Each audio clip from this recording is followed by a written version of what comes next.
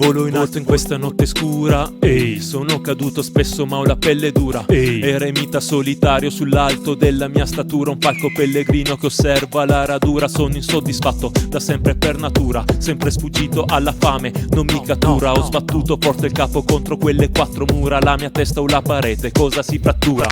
Coi cocci di me stesso ho costruito un'armatura, resto integro grazie ai punti di sutura. Ho mangiato spesso pane e segatura, mai avuto soldi e paura. Che ne sai della mia avventura? Potevo perdermi nelle strade di città, tutti i giorni fatto negando la realtà. Potevo, ma dove si va? Con i se e con i ma, viaggio verso il punto B, il passato il punto A. Ho camminato tanto e spesso in salita, non mi faccio fermare mica. Non sai cos'è la polvere, il sangue sulle dita. Non c'è sbaglio, verità che non sia uno scavo, una pepita.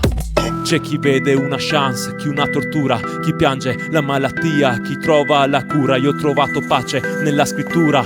Ai però, quanto a dir qual era e cosa dura.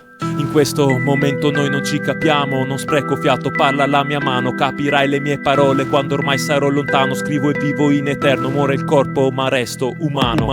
Non mi interessano le cose materiali, tu compri un paio di scarpe, io un paio di ali. Ho capito che l'apparenza costa cara fuori Dubai, ma dentro il deserto del Sahara. E dove vai se cammini guardandoti intorno? Io procedo con sguardo fisso all'obiettivo, e come chi ha doti di natura e non fai porno spreca un talento per timore del giudizio negativo. Una recita, tutti sanno che succederà domani. Non sono una trama, sono un origami, no doppione col copione, faccio aeroplani. Burattino di nessuno, stringo i fili tra le mani. Tenderai la mano ma da sotto il palco.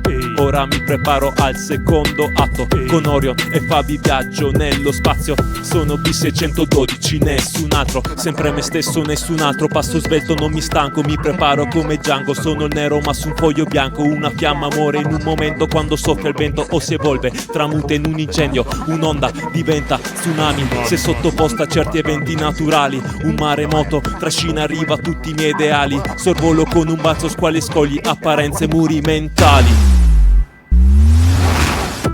C'è chi vede una chance, chi una tortura, chi piange la malattia, chi trova la cura. Io ho trovato pace nella scrittura, trova la chiave, apri sta serratura.